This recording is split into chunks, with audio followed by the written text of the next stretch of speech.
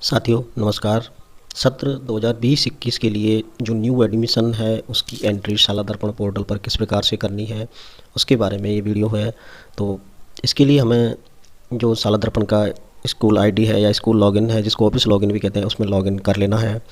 Login कर लेने के बाद जो न्यू एडमिशन की एंट्री हमें करनी है तो उसके लिए हमें जाना होगा स्टूडेंट टैब के अंदर। स्टूडेंट टैब पे जैसे ही हम क्लिक कर देते हैं तो उसमें कई सारे ऑप्शंस यहाँ पे ओपन हो जाते हैं। स्टूडेंट टैब के अंदर ही यहाँ पे एक ऑप्शन दिया हुआ है न्यू एडमिशन एंट्री, तो हमें क्लिक करना है न्यू एडमिशन एंट्री पे।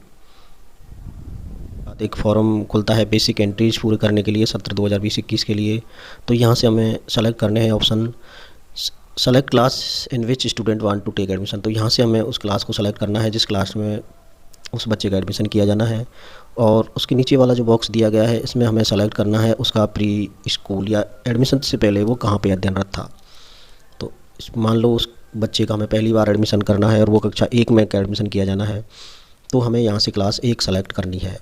क्लास 1 जैसे ही हम सेलेक्ट कर लेते हैं तो उसका एडमिशन इंस्टीट्यूट यहाँ से हमें सेलेक्ट करना है, वो कहाँ पे पहले अध्ययनरत था। किसी आंगनबाड़ी में, विद्यालय में, समन्वित आंगनबाड़ी में है, प्रवेश हेतु पहली बार है, अन्य राज्य में क्लिक करना है यहाँ पे गो बटन पे।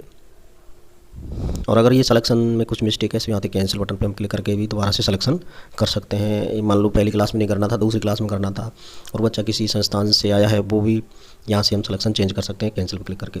सिलेक्शन सही सेलेक्ट कर लेने के बाद हमें क्लिक करना होता है गो बटन पे।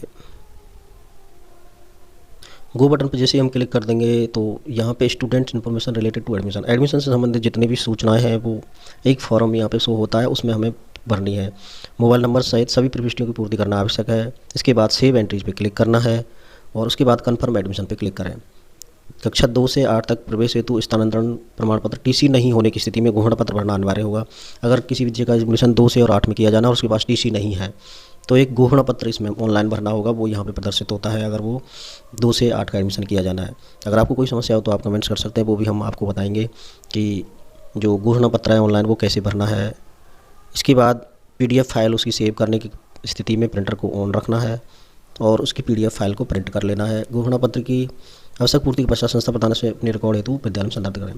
इसकी पूर्ति कर लेने के बाद उसका एक प्रिंट हमें निकाल लेना है और उस पर संस्था प्रदान का प्रमाणीकरण करने के बाद विद्यालय में फॉर्म के साथ जो एडमिशन फॉर्म है उसके साथ उसे सबमिट करना है। तो यहाँ पे ओल्ड स्कूल का नेम नॉट अवेलेबल आ रहा है क्योंकि बच्चा किसी स्कूल में पढ़ा नहीं है, आंगनबाड़ी में से आया है। अगर बच्चा किसी स्कूल से आया होता तो यहाँ पे उसको एडिट करके उसका नाम लिखा जा सकता है। इसके बाद लास्ट क्लास और प्रीवियस स्कूल, वो स्कूल में गए नहीं तो उसका लास्ट क्लास भी कुछ नहीं है। अगली एंट्रीज है विद्यालय छोड़ने का वर्ष, तो उसने विद्यालय में एडमिशन ही नहीं लिया है तो विद्यालय छोड़ने का वर्ष भी नॉट अवेलेबल आ रहा है। तो हमें सबसे पहला कार्य करना है उस बच्चे का नाम यहाँ पे लिखना है। बच्चे का नाम जो भी है वो यहाँ पे हमें भर देना है और भरने के बाद मान लो ये बच्चे का नाम है और ये भर देने के बाद जो अगला ऑप्शन है उसके फादर्स का नेम भरना है। फादर्स नेम भर देने के बाद उसकी मदर्स का नेम भरा जाना है।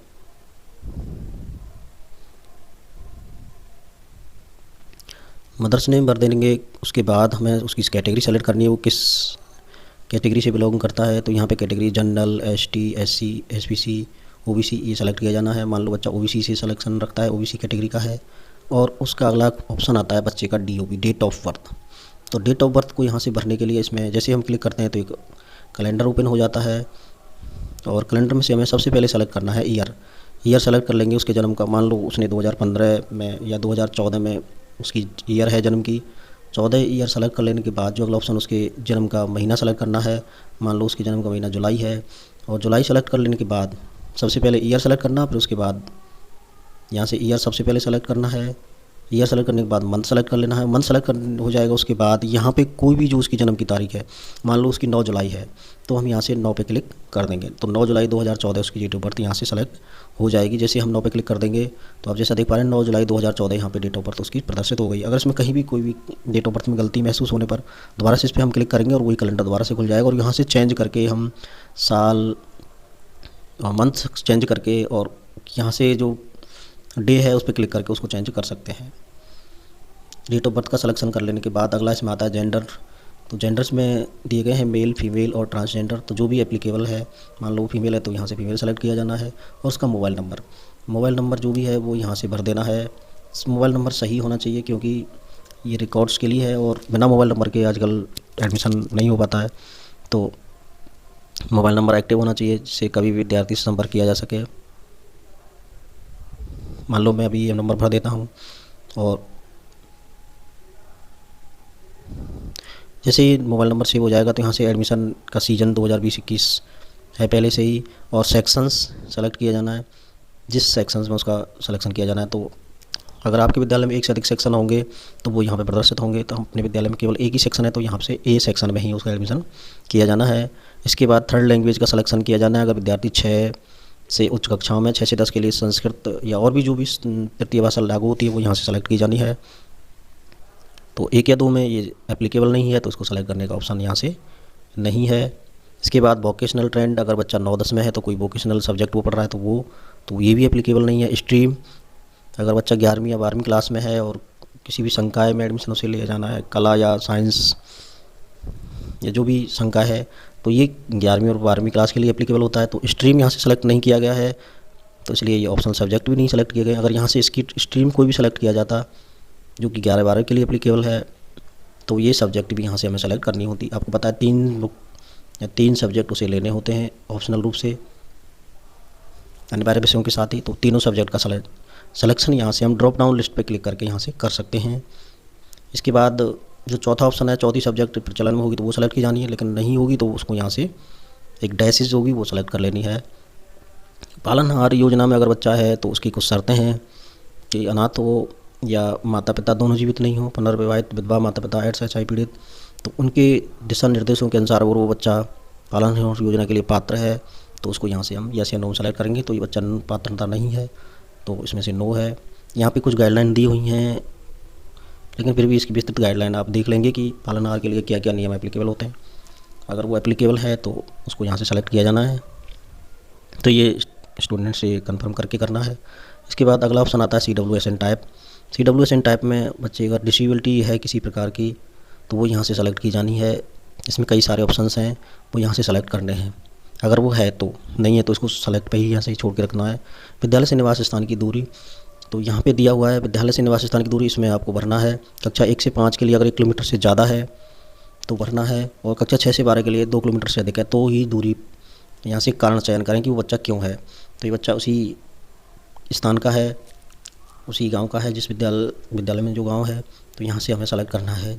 0 या जो भी किलोमीटर्स होंगे वो यहाँ से लिखे जाएंगे, और उनको लिख देने के बाद यहाँ पे लिखा भी जा सकता है, और लिखने के बाद यहाँ से हमें कारण सेलेक्ट करना है कि वो बच्चा क्यों इस विद्यालय में पढ़ रहा है। अगर उसका दूरी का कारण, दूरी अगर अधिक है 1 किलोमीटर से अधिक प्राइमरी के लिए और 2 किलोमीटर से अधिक उच्च कक्षाओं के लिए, तो यहाँ से वो कारण सेलेक्ट किया जाना है कि बच्चा क्यों इस विद्यालय में पढ़ रहा है। विद्यालय दूर है तब भी, तो या तो उसकी परिधि 1 किलोमीटर का विद्यालय है, अपनी मर्जी से पढ़ रहा है, या निवास स्थान की पढ़ने में कोई राजकीय विद्यालय तो है लेकिन वो अपने बड़े भाई बहन के साथ इस विद्यालय में पढ़ रहा है, हो सकता है उसका बड़ा भाई बहन पढ़ रहा हो, तो 1 किलोमीटर की अवधि में कोई विद्यालय नहीं है। तो 3 ऑप्शन हैं, ये 3 ऑप्शंस में से इसको सेलेक्ट कर लेना है। ध्यान रखिए इसमें बहुत सावधानी रखी जानी है, क्योंकि इसी से उस बच्चे को जो ट्रांसपोर्ट भत्ता है वो अलाउंस दिया जाना है। एक बार ये दूरी अगर आप सेलेक्ट कर लेंगे और भर देंगे तो आप अपने स्तर पर इसमें कोई भी बदलाव नहीं कर पाएंगे। ये CBU स्तर के लॉगिन से चेंज किया जाना है, तो ये भर देना है। तो दूरी अगर उसकी है ही नहीं तो यहाँ से कारण भी हमें सेलेक्ट नहीं करना है। वो कब सेलेक्ट करना है, जब उसका कारण होगा। और इसको सेलेक्ट करने के बाद यहाँ पे आता है एहसार नंबर। उस बच्चे को कितना एहसार नंबर दिया गया है वो एहसार नंबर यहाँ पे अंकित कर देना है, जिस एहसार नंबर पे उस बच्चे का एडमिशन किया गया है। एहसार की एंट्री कर देने के बाद इसमें ऑप्शन आता है उस एहसार की डेट्स, किस डेट में उसको एडमिशन दिया गया है, तो यहाँ से वो सेलेक्ट किया जा सकता है। इसको आगे पीछे ले जाने के लिए यहाँ पे ऑप्शन दिए गए हैं। यहाँ पे एक बटन है जैसा कि आप देख पा रहे हैं, इस बटन पे क्लिक करके मंथ पीछे सरकाया जा सकता है। अगर इसी महीने में हुआ तो यहीं से तारीख सेलेक्ट करके उसका एडमिशन किया जा सकता है।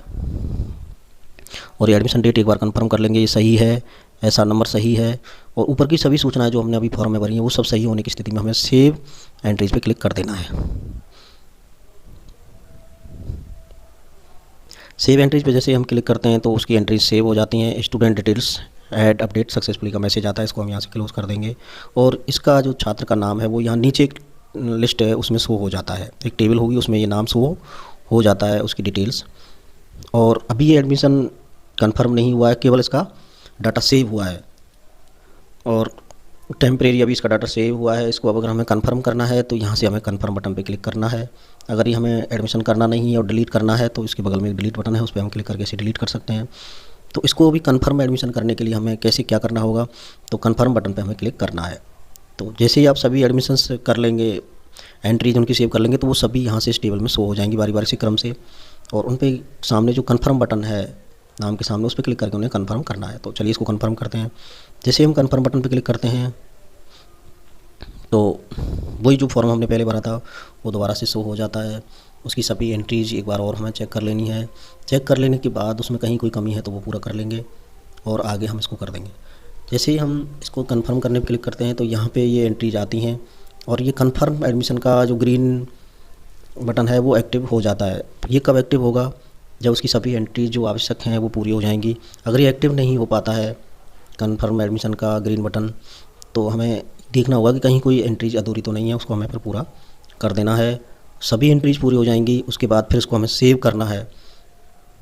अगर ये कंफर्म बटन नहीं आता है तो सेव कर देने के बाद फिर वो उसका नाम नीचे वाली लिस्ट में चला जाएगा। फिर दोबारा से यहाँ से हमें सेलेक्ट करना होगा कंफर्म बटन पर। तो ये हमें हो सकता है कई बार करना पड़े जब तक ये कंफर्म का बटन ग्रीन नहीं आ जाएगा और एक्टिव नहीं हो जाए। जैसे ही एक्टिव हो जाएगा तो हमें इस पर क्लिक कर देना है। कंफर्म एडमिशन पे हम जैसे क्लिक करते हैं तो एक ऑप्शन आता है। लॉक करने से पहले सुनिश्चित कर लें कि ये सभी सूचनाएं सही हैं, इसकी पुष्टि कर ली गई है। तो ये सूचनाएं हम सेव करना चाह रहे हैं, एडमिशन लॉक करना चाह रहे हैं, तो हमें यस पे क्लिक कर देना है। जैसे ही इस बटन पर हम क्लिक कर देते हैं तो student profile has been added successfully. तो इस प्रकार से इस स्टूडेंट का एडमिशन सक्सेसफुली हो चुका है। तो आज की वीडियो में इतना ही। आई होप आज का वीडियो आपको पसंद आया होगा। अगर आप हमारे चैनल से जुड़ना चाहते हैं और ऐसी वीडियो देखना चाहते हैं तो चैनल को सब्सक्राइब कर